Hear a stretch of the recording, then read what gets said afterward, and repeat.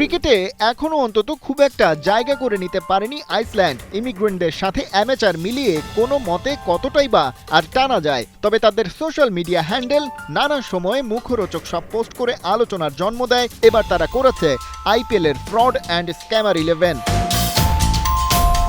তালিকা ঘেটে বোঝা গেল সেখানে আছেন এমন সব ক্রিকেটার আইপিএল অকশনের পর যারা ফ্র্যাঞ্চাইজি মালিকদের কাছ থেকে ব্যাগ ভর্তি টাকা নিয়েছেন, কিন্তু এখনো পারফরমেন্সের নাম নেই।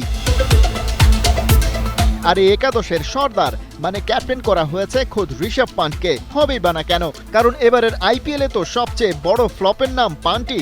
লখনৌ সুপার জায়ান্টস তাকে দলে টেনেছিল ২৭ কোটি রুপিতে। টুর্নামেন্টের শেষ পর্যায়ে এসে গড়ে রান তুলেছেন ১২র সামান্য বেশি, একটাও খেলতে পারেননি ম্যাচ উইনিং নক।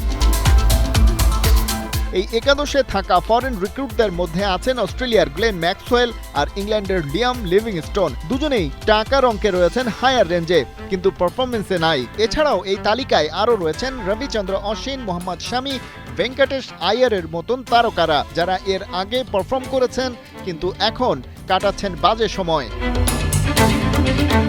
দেখতে দেখতে আইপিএল গড়াচ্ছে শেষ বেলায়। Chennai super kings, Rajasthan royals এবং সানরাইজার্স হায়দ্রাবাদ এরই মধ্যে নকড আউট হয়ে গেছেন টুর্নামেন্ট থেকে। ওদিকে royal challengers Bengaluru, Mumbai Indians আর গুজরাট টাইটান্স রয়েছে প্লে অফ নিশ্চিতের সবচেয়ে কাছে। আর ফ্লপ ক্রিকেটাররা এখনো ফিরতে পারেননি ফর্মে।